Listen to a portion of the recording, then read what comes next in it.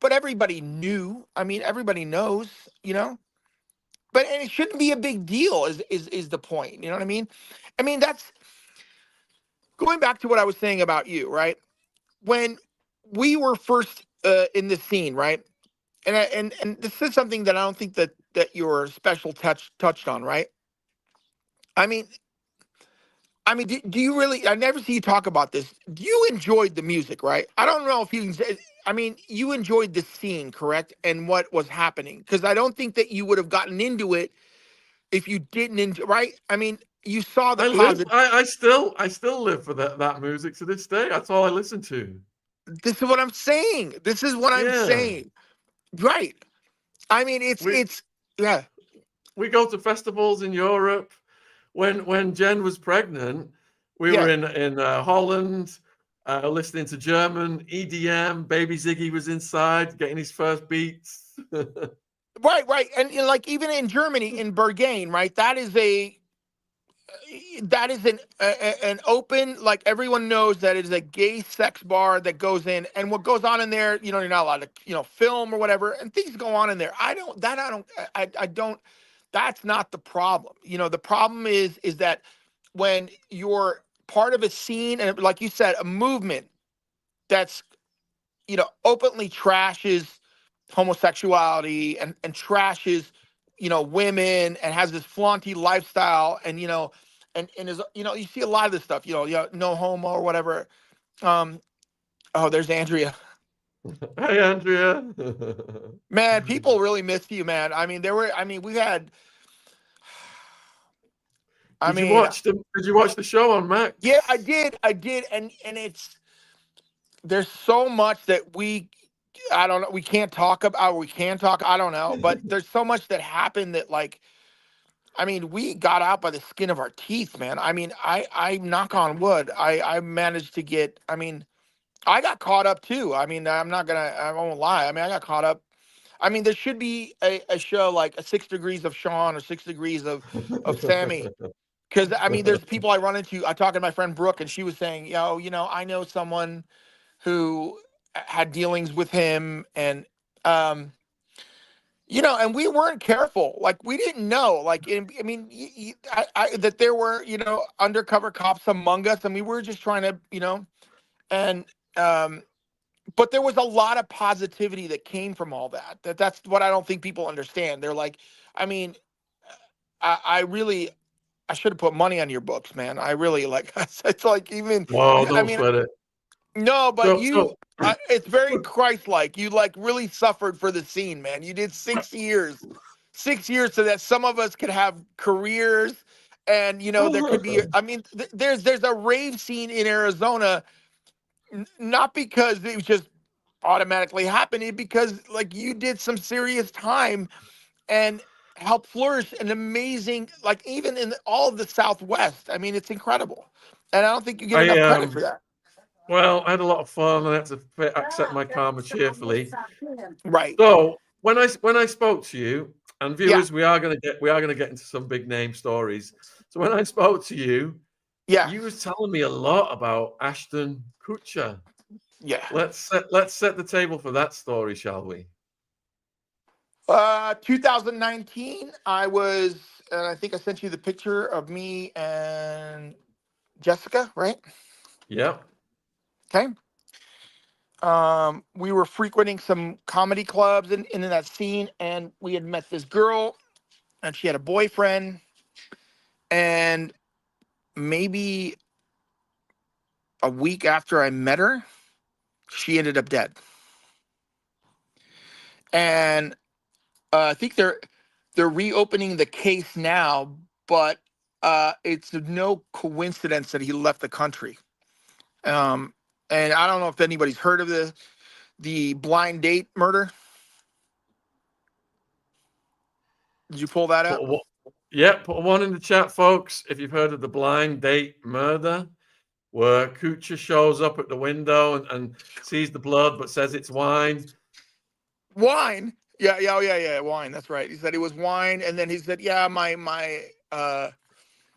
um And this is the thing. It's like when you talk about Ashton Kutcher, which version of Kutcher are you talking about? Are we talking about Demi Moore Kutcher? Are we talking about Mia Kunis Kutcher? Are we talking? I mean, there are many chapters of that guy. Do you know what I mean? Like, are you talking about the Diddy White parties and Demi Moore Kutcher? Are you talking about, Mia Kunis? Are you talking about him and Danny Masterson defending Can Danny? you can you take us through the chapters slowly, Emil? Yeah. Okay. So Danny Masterson, you know about that guy, right? Oh yeah. Well, I knew a girl that he had essayed, and he locked her up for a week in a cage. It was What? crazy. Yeah, it was crazy. Danny Masterson locked her in a cage for a week. Yeah, I should give you her number. She'd probably come on the show. Oh my God. I should give you her number. Yeah, Holy. and immediately after that, the Church of Scientology comes forward and offers her some money, and then they set up a defense for this guy. And Ashton Kutcher writes this long soliloquy about what a great guy he is and all this stuff, in court. Um, but back to that case, right? They never took his DNA. They're reopening the case now. Um, Hold on a minute. You've jumped. You jumped. We're yeah, fascinated by the girl in the cage right now. yeah. How did you know this person? Oh, I've known her for years. I've known her for years, years. How did she end up in the mix with Masterson? Um, Kind of through the hip hop scene and some people she had met while she was in LA, and I I said not to. I'm like, you don't want to be associated with this guy. Um, and she called me really upset, and she's like, you don't know what I've been through, whatever. And then I should give you her contact information. See, I mean, she'll give you a lot of details, a lot of details. Yeah. Was she like seeing him? Is that how it came about? Or Right, right. And then he just basically held her captive for about 2 weeks, and she finally broke away from him. And um but yeah, she said that Kutcher would come over, and it's like, I'm not saying guilty by association. I'm just saying, I mean, all these guys. I mean, when I DJed at the Viper Room, I mean, I saw a lot of stuff. I mean, it's like, not like I said, I don't. I'm just not down with, I mean, look, that's the other thing I was talking about, in the gay leather scene. There's a lot. There's stuff like S&M people are into, but that has to go with um your oh, you're so engaging. That's so funny.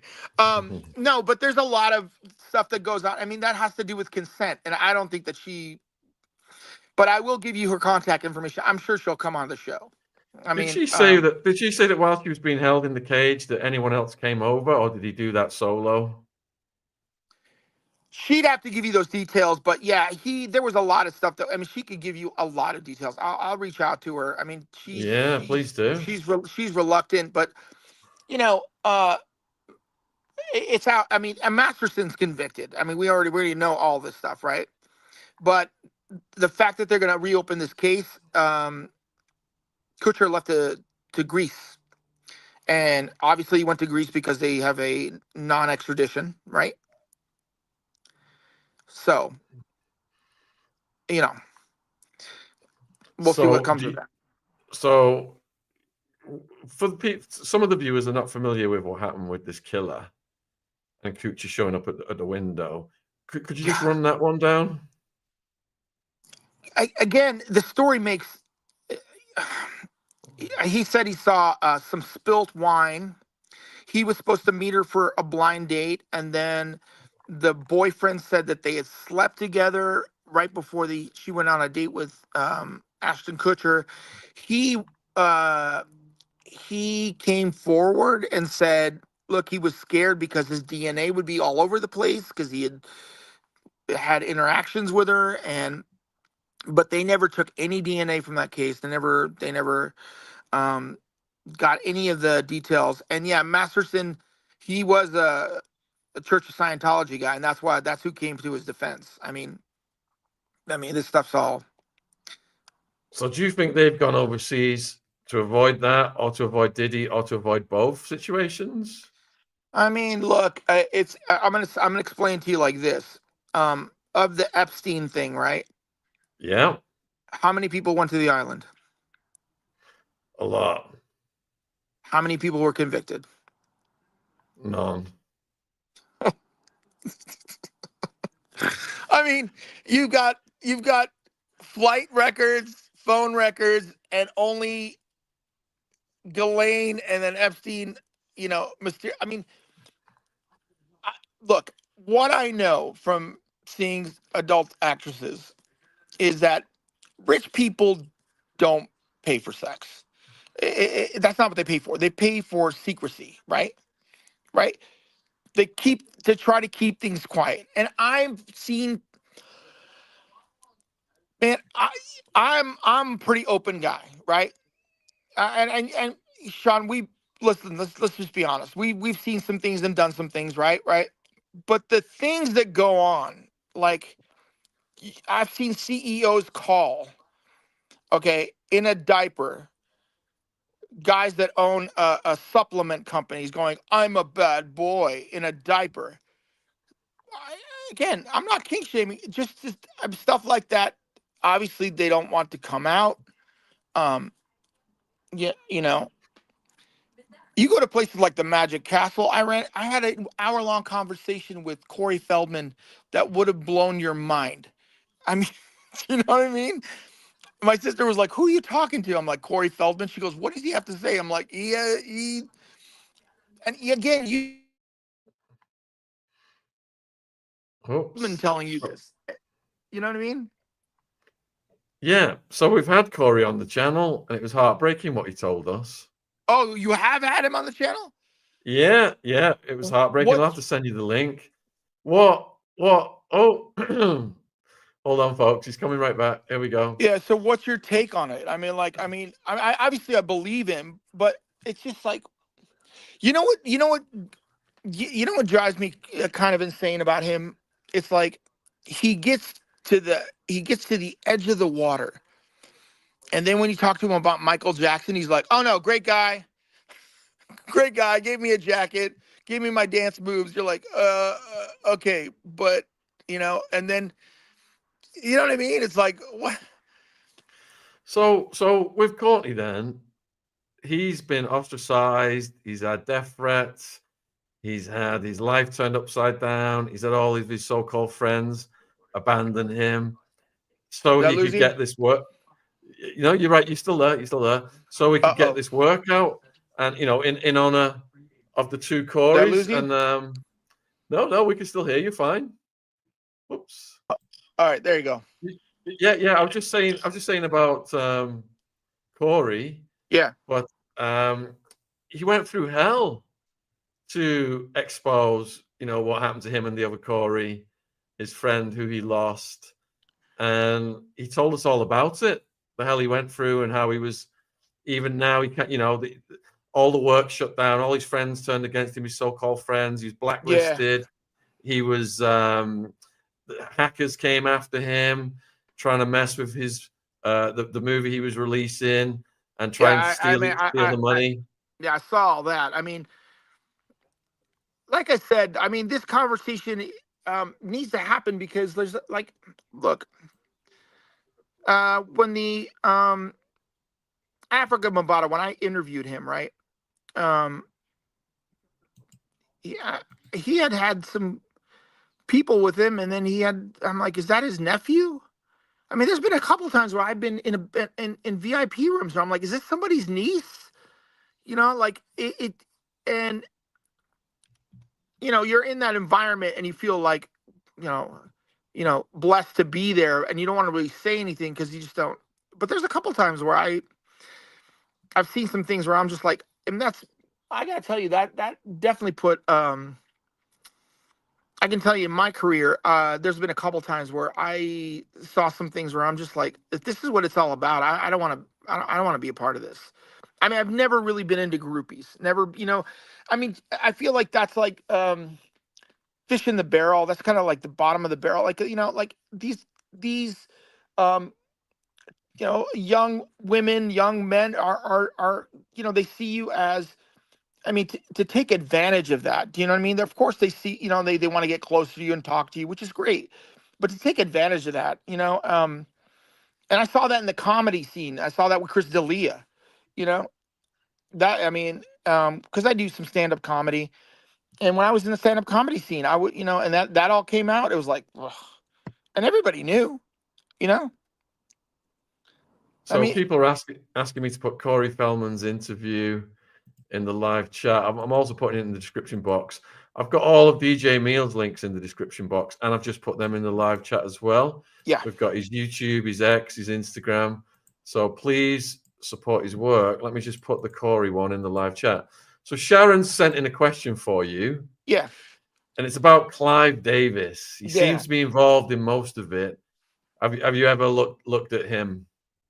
I mean, I can just tell you what I know. I mean, artists have needs, and they have writers, and it's about keeping these artists happy, and whatever that is.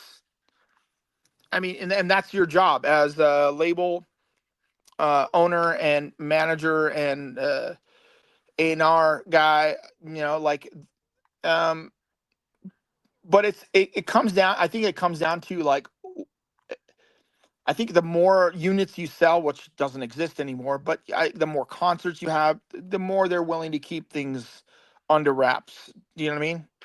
And honestly, that now that there's a lot of places that are gone now in Hollywood, and I think it's now that market has switched to other markets. But there's a lot of stuff. I've been on tour with rock bands, and I've seen. I sent you that whole Simon Cowell thing. I mean, I don't know. There are after parties and people.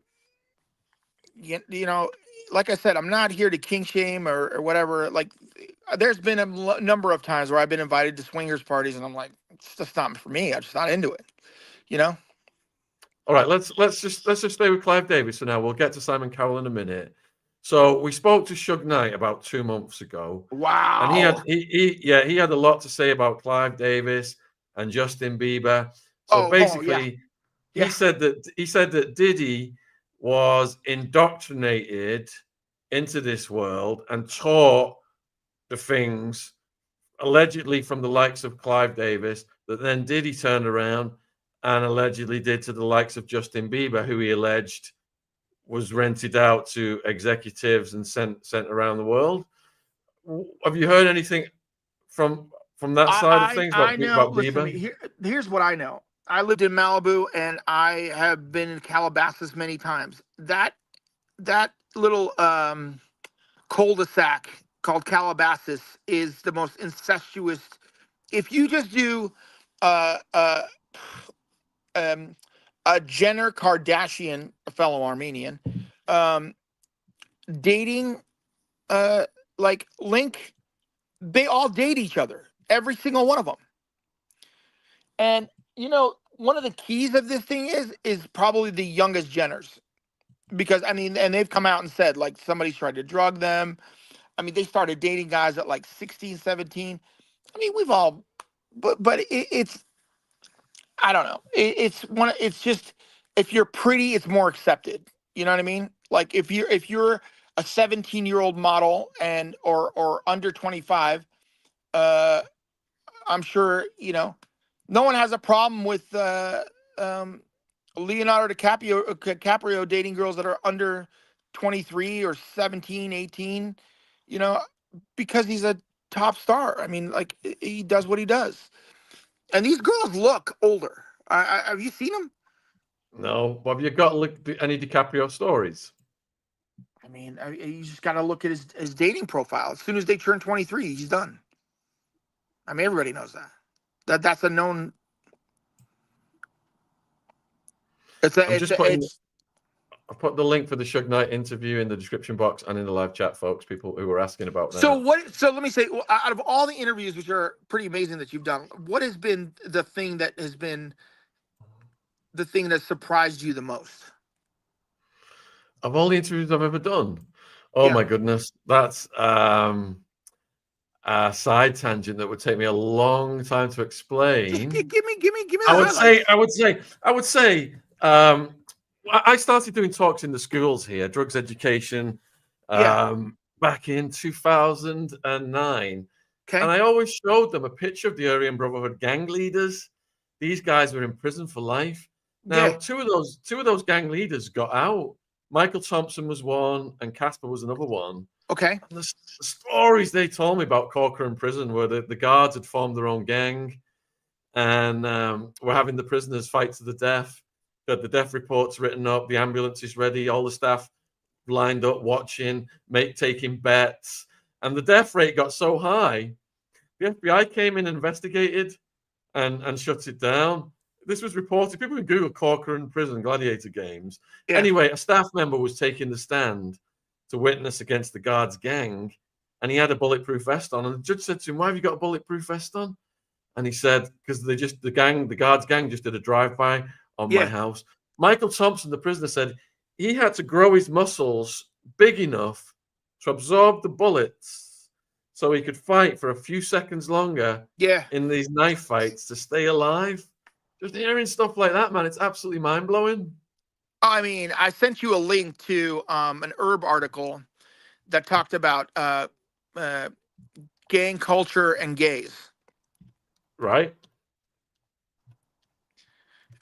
I mean, that's going back to what you were saying about prison. I mean, it's a known thing. Gay for the stay, gay for the pay. Again, I do not. I'm not here to kink shame or put anybody. I just think it needs to be it just needs to be more accepted and open. You know what I mean? And I think that would help everybody. I could. Did I tell you the story about when I was in Chicago? No? So when we first moved to Chicago in the 70s, right? In Elk Grove Village, and this older guy, was to have these parties, petting zoos and clowns, and my brother and I were like, we want to go to these parties. And my grandmother, who spoke no English, said, "I don't like that guy, and you're not going to those parties," right? 6 months later, they found like 16 bodies underneath his basement, and it was John Wayne Gacy. It was John Wayne What? Gacy. I don't know how she knew, but it was John Wayne Gacy. And I always wondered about that guy, because it was like, if it was more, if his lifestyle was more accepted, maybe those, I don't know, maybe some of those boys would live. You know what I mean? It's just, do you know what I'm saying? I mean, I always wondered, like, that. It always bothered me that, like, that he never even came out as being gay at all. And it's like, but that's who he predominantly preyed on. You know what I mean? Yeah, you're saying that when things are suppressed, Right. the tension Oh, for sure. Oh, builds, for sure. Oh, and for and sure. it can cause a far greater counter I mean, well, reaction. put yourself in Diddy's shoes. I mean, I'm just saying. I mean, you're like this head of the, bad boy, and you're super machismo, and it's not, I mean, Frank Ocean is what, the only gay rap artist out there? One? You're telling me there's just only one out of like the thousands